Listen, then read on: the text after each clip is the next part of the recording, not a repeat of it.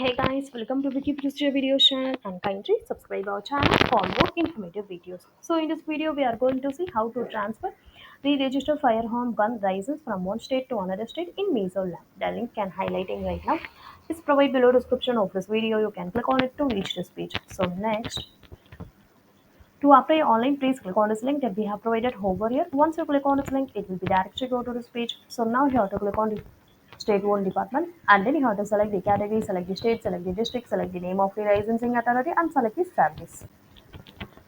So after that, you have to enter the unique identification code and captcha code, then click on the get details button. On the second step, you have to enter all the details in license specific details stage 1. For the third step, complete the endorsement details. After that, you have to upload all the necessary documents. Then you can pay the amount in online mode itself. After completing all the process, we have to click on the save and submit button. An acknowledgement receipt will be downloaded. Please save it for future reference. Then the application will be proceed further. All the updates on the application status will be sent via SMS to the registered mobile number. Once the process is completed successfully, we will get the cancellation payment license with the authority signature through email.